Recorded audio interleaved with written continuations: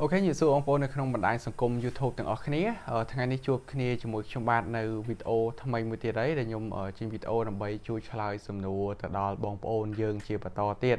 អញ្ចឹងការ live របស់ខ្ញុំលើកមុនគឺខ្ញុំបានឆ្លើយសំណួរបងប្អូនយើងដែលសួរផ្ទាល់ហ្នឹងបានច្រើនគួរសមដែរអញ្ចឹងបើសិនជាពេលក្រោយអីខ្ញុំមាន live ឬក៏ខ្ញុំមានកម្រង live អីបន្តទៀតខ្ញុំនឹងដាក់ link នៅក្នុង description ខ្ញុំនឹងដាក់ link នៅក្នុង Telegram បងប្អូនដែលចង់ចូល Telegram ខ្ញុំអី link មាននៅក្នុង description ខ្ញុំនឹងប្រាប់បងប្អូនមុននៅពេលណាដែលខ្ញុំ live បងប្អូនអាចចូលមកសួរឬក៏បងប្អូនមានសំណួរមានចម្ងល់ពាក់ព័ន្ធការរកលុយជាមួយ YouTube អីគឺខ្ញុំអាចបានជួយឆ្លើយទៅដល់បងប្អូនភ្លាមតែម្ដងអូខេឥឡូវនេះយើងចូលមកដល់សំណួរថ្ងៃនេះខ្ញុំយកមកប្រហែលជាបាន7-10សំណួរសម្រាប់យកមកធ្វើការឆ្លើយតបនៅក្នុងវីដេអូនេះបើបងប្អូននៅមានចម្ងល់បន្ថែមឬក៏បងប្អូនមានចម្ងល់ផ្សេងទៀតអាច comment នៅក្នុងវីដេអូនេះបានខ្ញុំនឹងជួយឆ្លើយបងប្អូនបន្តទៀតដូចគ្នាចឹងឲ្យចូលមកដល់សំណួរទី1គាត់បាន comment ថាបងតើយើង live អាចរកម៉ោងបានលឿនឬអត់បងការ live វារកម៉ោងបានលឿនឬក៏យឺតស៊ីសងលើ view យើងដែរប៉ុន្តែជាទូទៅការ live គឺយើងអាចរកម៉ោងបានច្រើនយើងឃើញ channel ខ្លះគាត់ដាក់ live សឹងតែ24ម៉ោងដែលគេមានកម្មវិធីគេអាចទិញ license សម្រាប់ live ឬក៏កម្មវិធី live ឲ្យបាន24ម៉ោងអញ្ចឹងគេដាក់ live រហូត live ហ្នឹងជួនកាលនៅស្រុកគេអីគេអាចរកលុយបានតែនៅខ្មែរយើងវារៀងពិបាករកលុយបន្តិចវាអត់មានពាណិជ្ជកម្មនៅក្នុងពេល live ហ្នឹងឯងប៉ុន្តែយើងអាចទទួលបានអត្ថប្រយោជន៍ហ្នឹងទី1គឺជួយឲ្យ channel របស់យើងវាជួយឲ្យ channel របស់យើងរីកល្អបានន័យថាយើង live ទៅពេលដែលគេ search ឈ្មោះគេអី channel របស់យើងហ្នឹងឬក៏ឈ្មោះឬក៏ keyword ស្តៀង channel របស់យើងគឺវានឹង load នៅលើគេ load line នៅលើគេអាហ្នឹងគឺវាជួយរុញ channel របស់យើងឲ្យមាន rank កាន់តែខ្ពស់មានឱកាសគេឃើញកាន់តែច្រើនមួយទៀតបើសិនជាយើងអត់ទាន់គ្រប់គោលការណ៍ទេគឺយើងអាចរកម៉ោងបានច្រើនដោយសារគេមើលអញ្ចឹងទៅយើងអាចរកម៉ោងបានលឿនជាងយើងផុសវីដេអូដោយសារជួនកាលអ្នកម្នាក់មើលបន្តិចម្នាក់មើលបន្តិច4-10 view បូកបញ្ចូលគ្នាទៅវាអាចបានម៉ោងច្រើនហើយមួយទៀតនោះគឺវាជួយឲ្យយើងទទួលបាន subscribe ច្រើនដូចគ្នាបានន័យថាតែពេលដែលគេងាយឃើញ channel របស់យើងគេឃើញគេចុចមើលគេពេញចិត្តគេនឹងចុច subscribe អញ្ចឹងគេ subscribe គេ comment វាធ្វើឲ្យ channel របស់យើងវាកាន់តែរីកឡើងទៅហើយពេលដែលយើង live បន្តអា live របស់យើងវា suggest ទៅគេបន្តទៀតអញ្ចឹងធ្វើឲ្យ channel របស់យើងគឺអាចបានរីកចម្រើនរីកធំកាន់តែលឿនយើងឃើញ channel ខ្លះគាត់ដាក់ជាប្រភេទសំឡេងទឹកភ្លៀងសំឡេងភ្លេងសំឡេងអីហ្នឹងគឺយើងឃើញគាត់ live 8ម៉ោងឬក៏4ម៉ោងគាត់ live វែងមែនតើឬក៏24ម៉ោងលើ24ម៉ោងក៏មានដែរអញ្ចឹងវាជួយ channel បានច្រើនអាចទទួលបាន subscribe ច្រើនអញ្ចឹងទៅchannel បន្តទៀតគាត់បាន comment ថាលោកគ្រូចុះបើយើងបដូរឈ្មោះនិង keyword ច្រើនប៉ះពាល់ទៅដល់ view ឬអត់ទោះជាយើងបដូរតែម្ដងក៏ប៉ះពាល់ដែរជាទូទៅយើងបដូរម្ដងប៉ះពាល់ម្ដងអញ្ចឹងបើយើងបដូរកាន់តែច្រើនយើងប៉ះពាល់កាន់តែច្រើនជាពិសេសគឺឈ្មោះហ្នឹងហ្មងដោយសារទី1អ្នកដែលដូច channel របស់ខ្ញុំអញ្ចឹងបងប្អូនដែលខានចូលមើលយូរឬក៏វាខាន suggest ទៅយូរបងប្អូននៅឃើញចង់ search មើលវិញអញ្ចឹងទៅបងប្អូនចាំឈ្មោះ channel បងប្អូន search ទៅវា load មកហើយបើសិនជាបងប្អូនដូរឈ្មោះឥឡូវដូរឈ្មោះដូរ keyword ដល់ពេលជួនកាល search ទៅវាអត់ load មកដល់ពេលវាអត់ load មកអញ្ចឹងបានន័យថាអត់ឃើញគេឈប់ព្យាយាមស្វែងរកទៀតយើងខាត view ដល់ពេលខាត view គឺ YouTube អត់រុញទៅបន្ត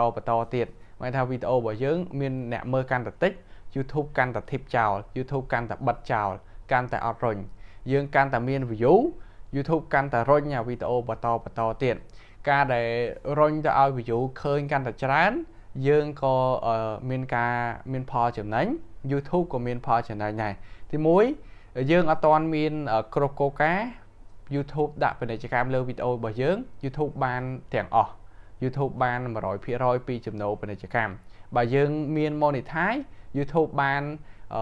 45% យើងបាន 55% អញ្ចឹងទោះជាយ៉ាងណាក៏ YouTube នៅចំណេញដែរ ឧទាហរណ៍ YouTube រុញវីដេអូរបស់យើងទៅ100នាក់គេឃើញ100នាក់គេចុចមើល90នាក់អញ្ចឹង YouTube ចំណេញច្រើនមែនតើតែនៅពេលដែលរុញទៅ100នាក់គេមើលតែ10នាក់ទេអញ្ចឹង YouTube នឹងខាតបានន័យថាខាតអ្នកមើលគេអត់ចំណាយពេលទៅលើ YouTube ច្រើនគេទៅមើល Facebook គេទៅមើលអីផ្សេងវិញអត់មានវីដេអូល្អសម្រាប់គេមើលគេទៅមើល YouTube ទៅមើល TikTok ទៅមើលបណ្ដាញសង្គមផ្សេងខាតបណ្ដាញសង្គមទាំងអស់អ្នកប្រើកាន់តែច្រើនគឺលុយកាន់តែច្រើនគេបូកទៅតាមហ្នឹងហើយឡើងលុយទៅតាមហ្នឹងហើយអ្នកមើលច្រើនលុយច្រើនអស់អ្នកមើលអស់លុយលែងមានអ្នកមើលតែម្ដងគឺ YouTube បិទតែម្ដងអញ្ចឹងគេរុញតែវីដេអូណាដែលល្អទេវីដេអូល្អគឺបានន័យថា YouTube អត់ដឹងថាវីដេអូហ្នឹងមានគុណតម្លៃខ្លាំងឬក៏បែបណាទេវីដេអូល្អគឺវីដេអូដែលគេឃើញគេចុចមើលច្រើនគេឃើញគេចុចមើលគេឃើញ10នាក់ចុចមើលទាំង10នាក់គឺវីដេអូ rate ខ្ពស់គេឃើញ10នាក់គេចុចមើលតែម្នាក់បានថាវីដេអូហ្នឹងគុណភាពអន់អញ្ចឹង YouTube អត់កំណត់ទៅលើអត្ថន័យនៃវីដេអូរបស់យើងថាល្អមិនល្អទេសំខាន់លើអ្នកមើលទេអញ្ចឹងទោះជាយើងធ្វើវីដេអូប្លែកវីដេអូដែលគ្មានន័យអីសោះក៏ដោយឲ្យតែអ្នកមើលច្រើនគេចង់មើលច្រើនបានន័យថា YouTube ចាត់ទុកថាវីដេអូនេះគឺជាវីដេអូល្អមិនមែនល្អសម្រាប់មនុស្សទូទៅទេតែវាជាវីដេអូល្អសម្រាប់ក្រុមហ៊ុន YouTube អាចរកចំណូលទៅឲ្យគេបានច្រើនចឹងចូលមកដល់សំណួរយើងវិញបើសិនជាយើងបដូរច្រើនគឺវាប៉ះពាល់ទៅដល់ view យើងហើយបដូរច្រើនដងវាអាចធ្វើឲ្យ channel របស់យើងគឺ spam តែម្ដងគឺ YouTube ឈប់រុញគេបិទចោលហ្មងចឹងយើងផុសវីដេអូទៅក្រោយហ្នឹងទោះជាល្អប៉ុណ្ណាក៏ដោយសឹងតែថាពិបាករកអ្នកមើលមែនតើចូលទៅដល់សំណួរមួយទៀតគាត់បាន comment ថាបង channel ថ្មី AdSense មួយត្រូវការ pin code ថ្មីទៀតឬអត់បងជាទូទៅបើសិនជា channel ថ្មី AdSense ថ្មីគឺយើងត្រូវការ pin code បន្ថែមទៀតប៉ុន្តែបើសិនជា channel ថ្មីប៉ុន្តែ AdSense របស់យើងតែមួយហ្នឹងទេពីមុនយើងធ្លាប់មាន pin code ហើយអញ្ចឹងគឺអត់មានត្រូវការ pin code ទៀតទេឧទាហរណ៍ថា channel របស់យើងមួយយើងបង្កើតឥឡូវយើងបង្កើតមួយទេហើយយើងគ្រប់កូកាយើងស្នើសុំយើងភ្ជាប់ជាមួយនឹង Google AdSense យើងបាន verify តញ្ញាណប័ណ្ណយើងបានស្នើសុំ pin code ធ្លាប់ដកលុយបានច្រើនអស់ហើយអញ្ចឹងបន្ទាប់មកយើងបង្កើត channel 2ទៀតអញ្ចឹង channel 2ហ្នឹងគឺយើងអាចរកលុយបានយើងភ្ជាប់ស្នើសុំ monetize ហ្នឹងគឺយើងភ្ជាប់ជាមួយនឹង AdSense ចាស់របស់យើងអញ្ចឹងយើងអត់មានត្រូវការធ្វើអីទៀតជាមួយ AdSense ហ្នឹងទេគឺយើងចាំតែគ្រប់លុយធ្លាក់ចូលទៅបូកបញ្ចូលគ្នាទាំងអស់គ្រប់100គឺយើងដកលុយបានតែម្ដងអញ្ចឹងចំពោះ AdSense មួយគឺយើងត្រូវការ pin code តែម្ដងទេ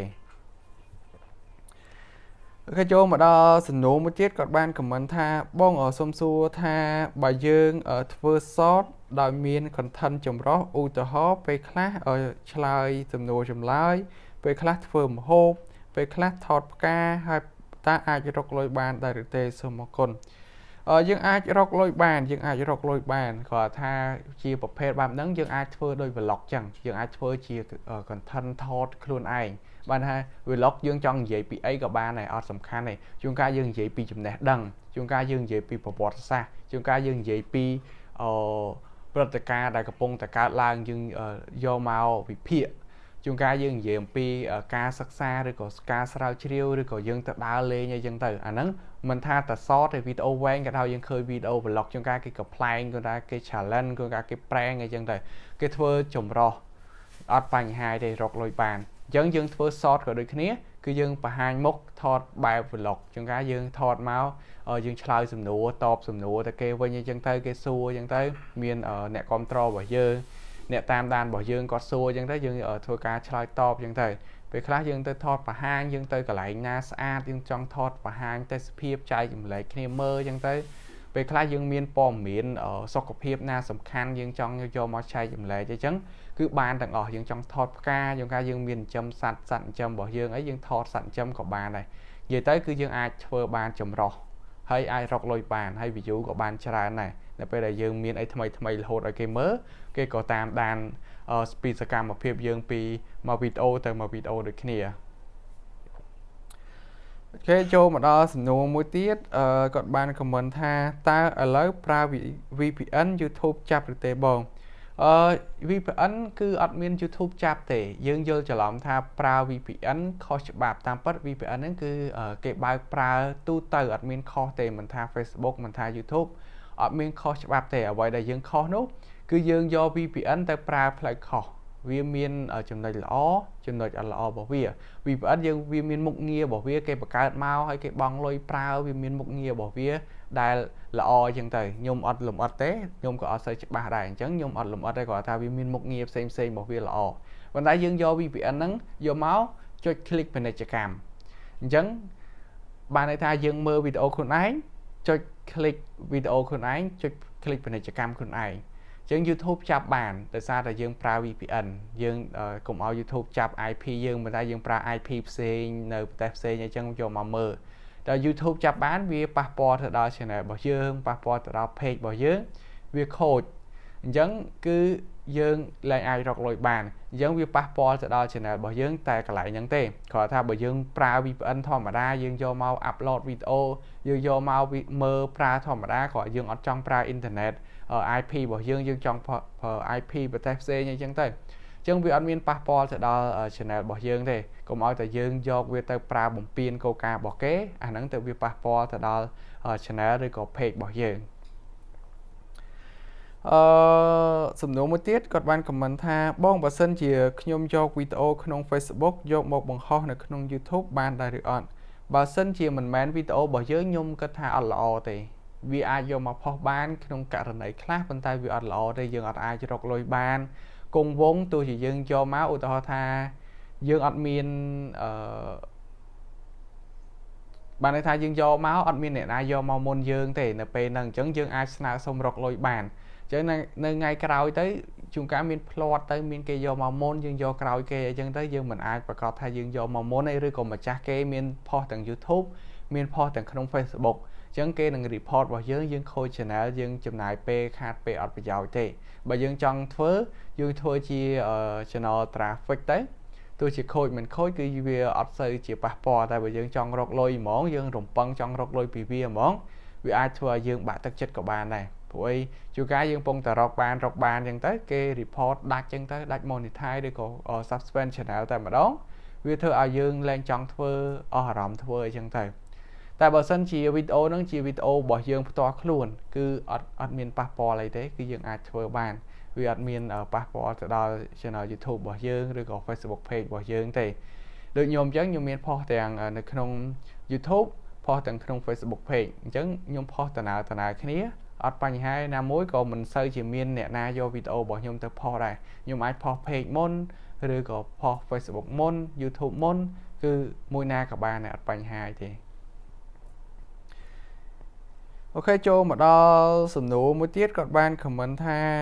បងសុំសួរមួយបើ channel YouTube យើងដាក់ទីតាំងនៅ USA អញ្ចឹង AdSense តតែនៅ USA ដែរឬមែនទេបង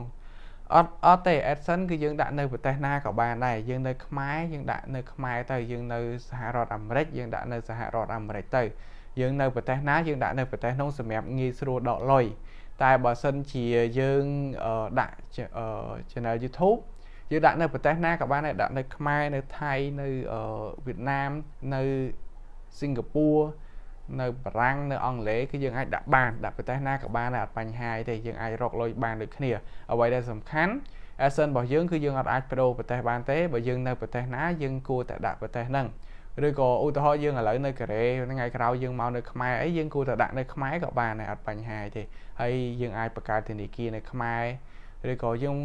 នៅកូរ៉េយើងដាក់នៅកូរ៉េទៅយើងមានធនាគារនៅកូរ៉េអញ្ចឹងទោះជាយើងមកខ្មែរវិញក៏យើងនៅតែបើកបានដែរយើងបើកជាមួយនឹងកងធនាគាររបស់កូរ៉េយើងទទួលបានហើយយើងចាប់ផ្ដើមវេចេញពី account ធនាគារកូរ៉េមកខ្មែរយើងជាទូទៅវាអត់ពិបាកទេកន្លែងហ្នឹងយើងអាចធ្វើបែបហ្នឹងបានតែបើសិនជាយើងត្រូវដាក់ឲ្យដូចគឺអត់បញ្ហាទេខុសគ្នាក៏ដោយយើងដាក់ YouTube នៅសហរដ្ឋអាមេរិកដូច YouTube ខ្ញុំអញ្ចឹងការខ្ញុំបង្កើតខ្ញុំដាក់នៅសិង្ហបុរីទេឥឡូវក៏ខ្ញុំអត់បដូរដែរអញ្ចឹងខ្ញុំនៅតែសិង្ហបុរីអញ្ចឹងហើយខ្ញុំដាក់ AdSense គឺនៅខ្មែរខ្ញុំបើកលុយនៅខ្មែរដោយសារតែពេលនោះនៅខ្មែររបស់យើងដាក់ YouTube របស់យើងដាក់ខ្មែរគឺយើងអត់មានសិទ្ធិស្នើសុំ monetize ទេ YouTube អត់ទាន់បើកឥឡូវនេះ YouTube បើកហើយអញ្ចឹងយើងអាចដាក់នៅខ្មែរក៏បានដែរវាអត់ខុសអីទេ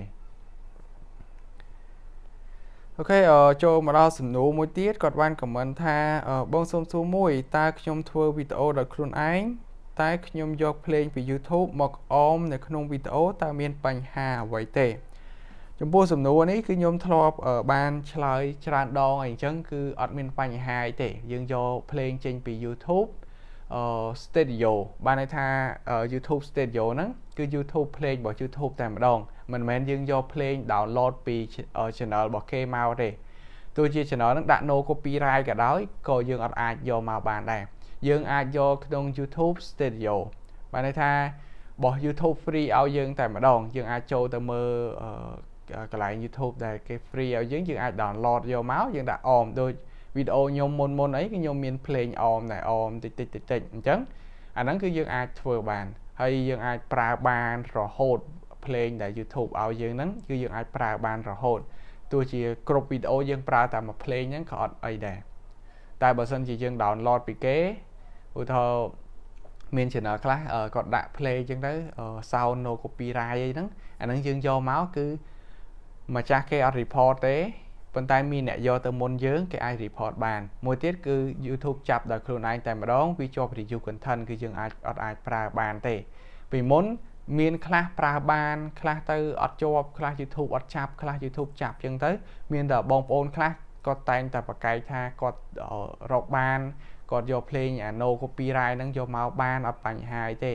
ប៉ុន្តែរហូតមកដល់ពេលនេះគឺអត់បានទេអត់មានអ្នកណាយកភ្លេង no copyright នោះហើយយកមករកលុយជាមួយ YouTube បានទេវានឹងជាប់ review content 100% តែម្ដងសឹងតែថា100ទាំង100ខ្ញុំអាចនិយាយថា 100% គឺអត់មានទទួលបាន monetize ដោយយើងយកអាភ្លេង no copyright អីនឹងយកមកប្រើប្រាស់ទេអូខេអញ្ចឹងសំណួរទាំងអស់ថ្ងៃនេះខ្ញុំបានធ្វើការឆ្លើយតបអស់ហើយបើសិនជាបងប្អូនមានចម្ងល់ផ្សេងអាច comment ចូលបន្ថែមទៀតបានហើយ link បងប្អូនចង់ចូលរួម Telegram តែងតែ comment សួររហូតចង់សុំ Telegram អីហ្នឹងអាចចុចចូលរួមក្រុមរបស់ខ្ញុំបានមានអីថ្មីខ្ញុំចែករំលែកនៅក្នុងក្រុម Telegram នឹងដូចគ្នាឬក៏មានការ live នៅក្នុង channel YouTube ខ្ញុំអីគឺខ្ញុំប្រាប់មុននៅក្នុង Telegram ដូចគ្នាចុះវីដេអូនេះយើងមានប៉ុណ្្នឹងទេយើងនឹងជួបគ្នានៅក្នុងវីដេអូក្រោយៗទៀតតែម្ដងអូខេបាយបាយ